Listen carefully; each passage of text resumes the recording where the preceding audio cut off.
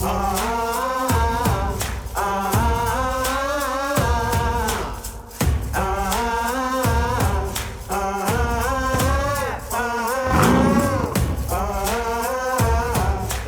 cars, Neapolitan tailoring, and the world's #1 business podcaster. We are in Naples, Italy for this episode of the Suitmaker.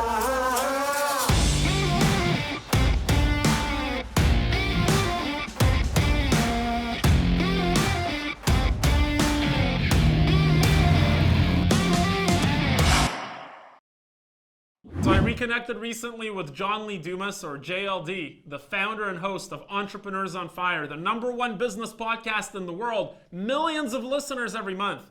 And JLD is currently on a trip around the world, and so he's in a different city every 2 days. A couple of days ago I talked to him, he was in Brussels, then he was in Amsterdam, then he was in Croatia. I was on JLD's show a couple of years ago, and he reached out looking now for a pair of custom hand-painted sneakers. Luckily for him, we had just made a partnership with an Italian company that makes custom painted sneakers. Now, JLD lives in Puerto Rico, but because he's on a worldwide tour right now, he happens to be in Naples, Italy on the same day as me, so I'm gonna meet JLD in Naples, Italy. When you fly a lot, you have to learn a couple of hacks. First of all, get yourself a credit card that has a lounge pass. This lounge pass will let you into the airport lounges all over the world. So you can get some food, you can get some beer, some coffee in the lounge before you fly out. And if you fly first class, you usually get a pass to a much better lounge.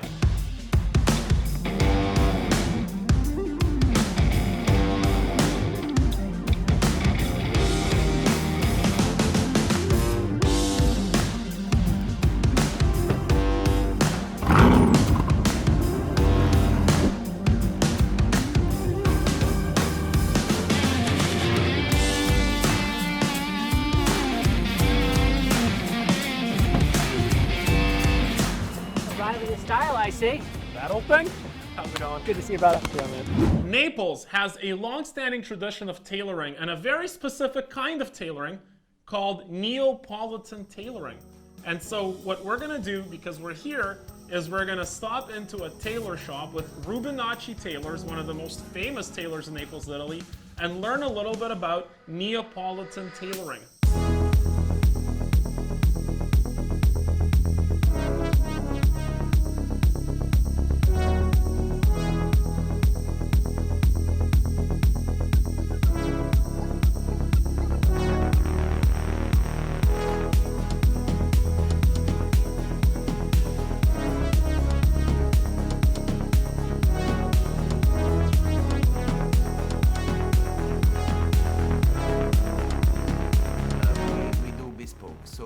We don't present some fixed issue like short jacket or narrow shoulder or big lapels, because everything is made according to the customer silhouette, and everything is made according to the professionality and the attitude of the customer. So we try to do bespoke inside and outside.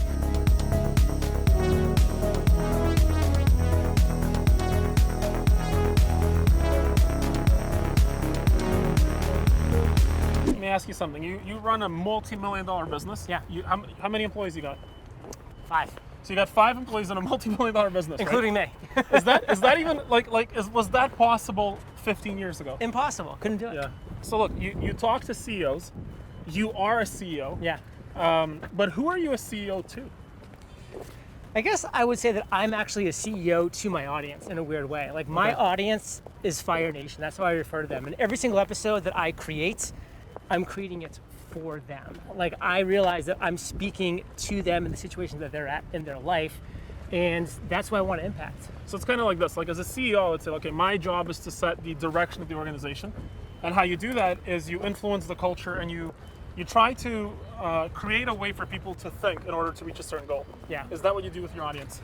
Every day. I mean, for me, the culture is everything. So if I can share what's working for me in my culture, if I can share what's working for you as a guest on my show in your culture, if they can put what's working for me, then I can definitely be impacting them in that massive way. And if they can pull something from you who has a different industry, a different niche, different thought processes, then they can pull that from you as well. JLD is truly the world's leading authority on interviewing successful entrepreneurs. He's had Jack Canfield, Tim Ferriss, Gary Vaynerchuk on his show, and when Tony Robbins needed a platform to get his new book out to millions of entrepreneurs around the world, he went straight to JLD. I've got a question for you. So you've had Tony Robbins on your show. Yes. So he actually reached out to me. No way. And I think that that's something that's really interesting to talk about is the effect of momentum. Okay. And the effect of just working hard and creating great content. and Momentum.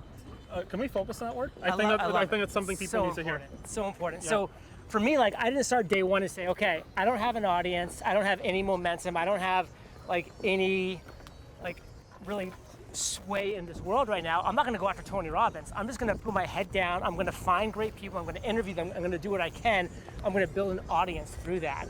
And that's what I did. And so then when Tony Robbins, years down the road, releases a book called Money, and he wants to get the word out to entrepreneurs about that, he says, well, who are the people in the world that have the biggest audience? Who are the people in the world that have the biggest authority, impact, and influence? And my name came up. And he said, listen, this guy has over 1 million listens of his podcast every single month. I'm gonna be reaching a massive audience by coming on his show and sharing, my story about my journey and my book, etc. And so his people reached out to me. And by the way, I didn't just say yes, Right? because I had momentum. I said, listen, I will do that, number one, if Tony gives me a 30-second testimonial after, video testimonial, so I can use that and leverage that. Yeah. And number two, I want to go to one of his events. How about a VIP ticket to Date with Destiny, which is a $10,000 ticket? Yeah. And his team said yes and yes. So we're cruising around Naples in a brand new, super shiny Ferrari Portofino. And driving in Naples is absolutely frightening. This city is so gritty and people are cutting in and out of traffic, cutting you off. Everybody's fighting for their space in the lane. It's about as fun and exhilarating as it is truly frightening to drive here. The suit you have with bespoke is a suit you have for your life.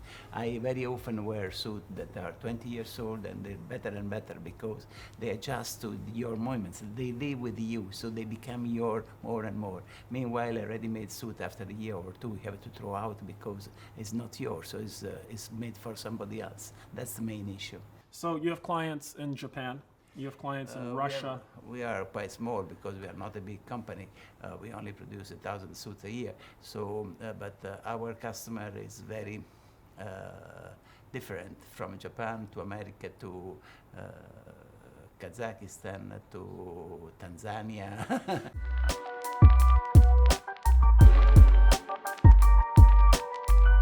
You want to make sure that you're dressed pretty good on flights. You got to be well dressed. And the reason is, especially if you're sitting near the front of the plane, you're going to be sitting around other successful people. And I've gotten a ton of clients just by talking to people sitting next to me on flights. And for that reason, you got to have a couple business cards on you anytime you fly because you don't know who you're going to meet. So nobody cares about your business card today, which is why you got to have a business card that stands out. This business card is a collar stay card. So you can pull these tabs out. Each one has my contact info on it, and these are the stays that go inside your shirt to hold the collar up.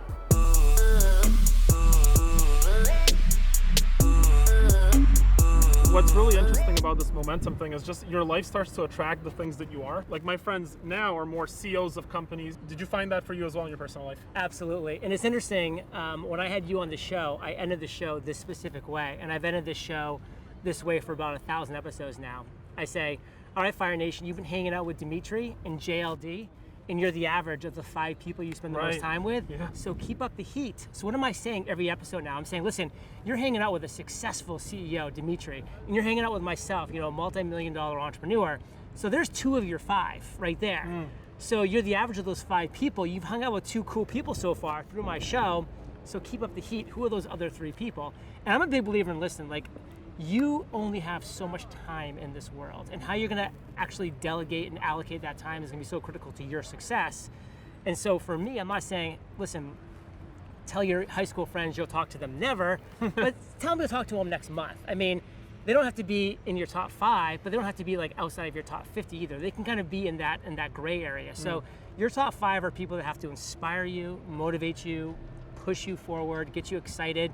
Say they're going to meet you in Naples and drive around in a Lamborghini and have some fun shooting a show. I mean, those kind of people that I want to be hanging out with. Naples is synonymous with cuisine, and it's specifically synonymous with pizza, and it's even more specifically synonymous with pizza margherita. The pizza margherita is a pizza that features tomatoes, basil, and mozzarella, and there's a very specific reason for it. In 1889, 28 years after Italy was unified, a visit to Naples took place by Queen Margherita of Savoy, wife of King Umberto I. At the time, chef Raffaele Esposito of the pizzeria Brandy created a pizza to honor the Queen, and doing so with the colors of the Italian flag. Tomatoes for red, mozzarella for white, and basil for green. The Neapolitan, before, at the time of my father, the fabric were much stiffer, and so Yes. you didn't see the wrinkle. But today, with such soft fabric, it's very rare that you don't see the handwork for hand stitching here on the lapels and makes those more wrinkle.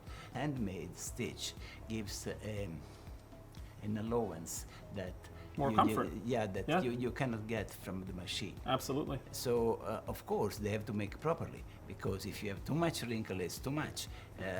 Yep. So there is just a touch that you have to show that it's handmade. Next, going through security. This is important. Check it out. We'll be familiar with this fabric. The pants are stretch denim. Why stretch denim? Because they look sophisticated like a business trouser, but they stretch and they feel like a pajama, perfect for flights. So you gotta wear slip-on shoes so that when you're going through security, you don't have to tie and untie your shoelaces. But also notice I'm wearing bamboo socks. The reason you wanna wear bamboo and not cotton is because bamboo doesn't absorb moisture and bamboo stays cool. So when you're on flights, they don't smell, they don't absorb moisture. Bamboo socks for flights are a must. Next, the belt. What you want to have is an adjustable band with a clip-on. So you go like this, and here we go, watch this. And the belt buckle comes right off. And so you can fly without taking off your belt through security. Today, because we're going to Italy, I'm wearing my late 1990s Tonino Lamborghini watch.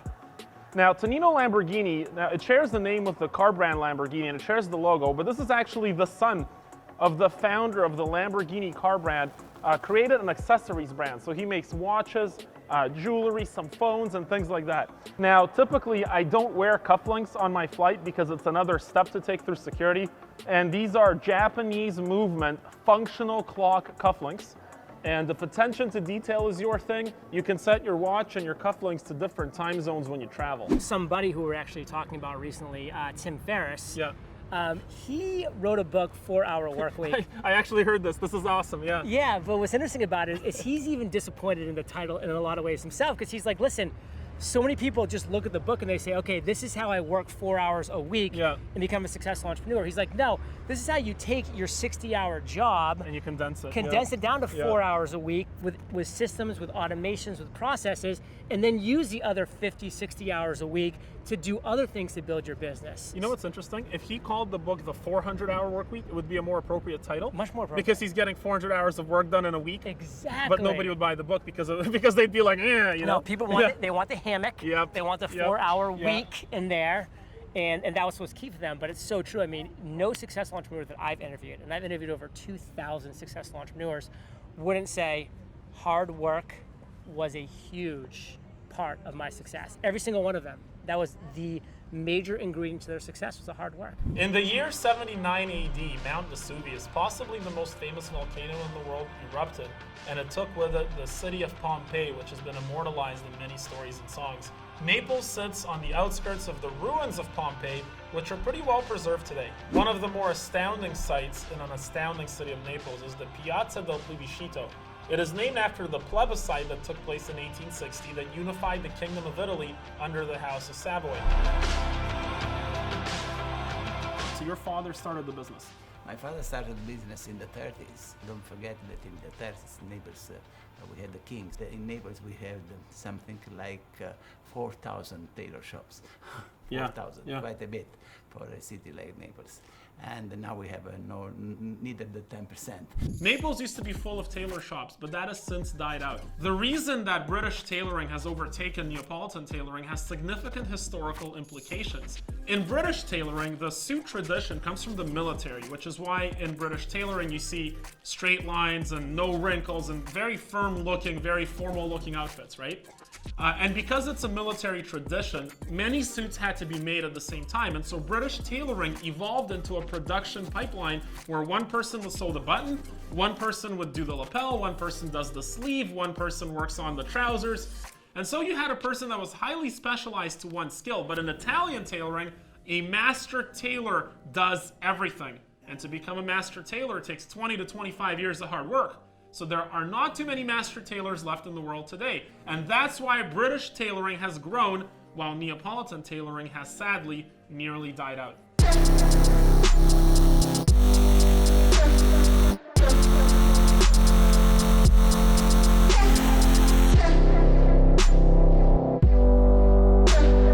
So let me ask you this. Is it easier today for a young person to succeed than it's ever been, or is it harder? It's never been easier, and here's why. One of the most important ingredients to success is loving what you do. Because if you love what you do, you're gonna do it, and you're gonna enjoy doing it, and you're gonna put in the extra time, the extra effort, you're gonna have care. And when you have all of those things, your success is gonna come so much easier when that happens. And so in today's world, it's never been easier to choose what it is you're gonna wake up and do all day, every day. Your grandparents didn't have a choice. They lived in Detroit, let's say. They had to work at the Ford plant. That was the only job that was available to them. They moved to Wisconsin. They had to work in a cheese plant. You know, they had to focus on what was around them.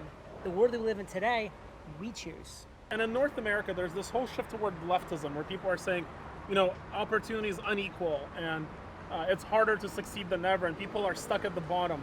What's wrong with that mentality? Here's what's wrong with the mentality is all those people saying those words, they're entitled. They grew up getting an 8th place trophy for just showing up, a participation trophy.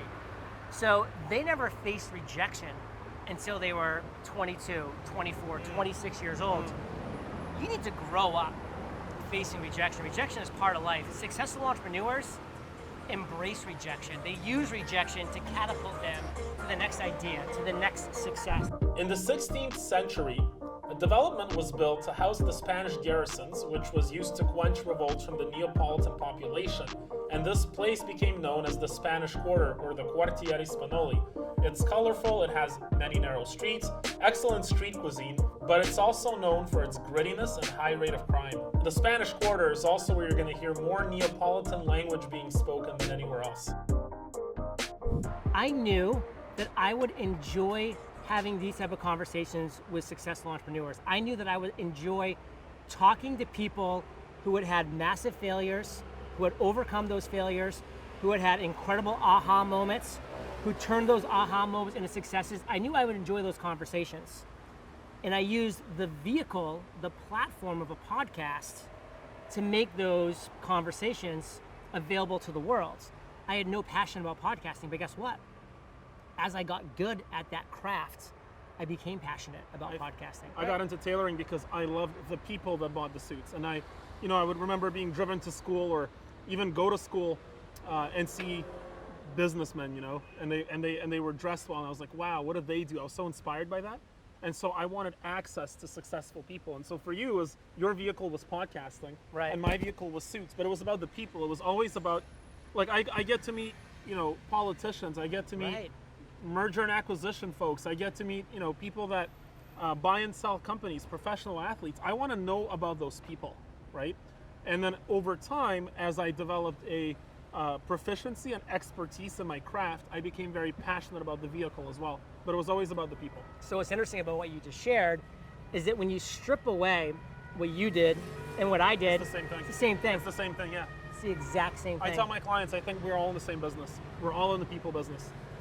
And until people find that, I think they're going to be uninspired.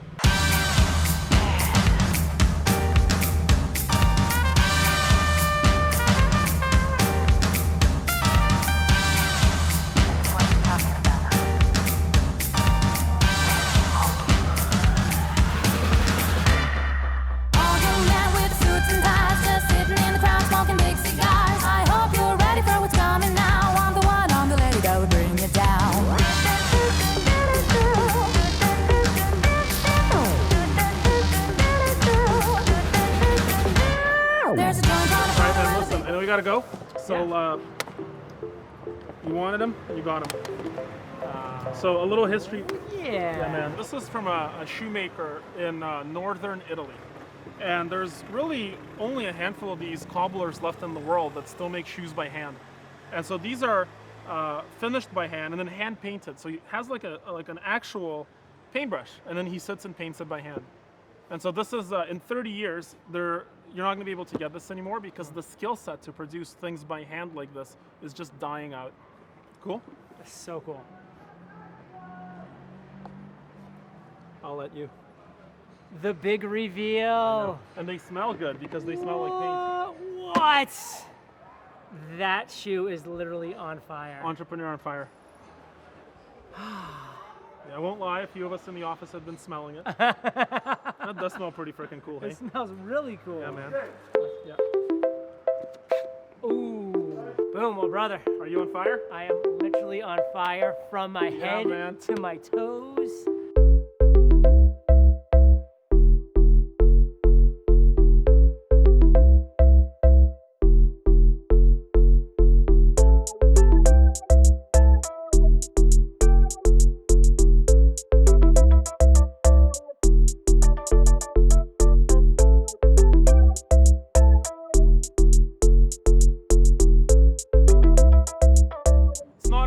Custom shoes, they're made in Italy. Another happy customer, and what a time in Naples, Italy. See you next time on the Suitmaker.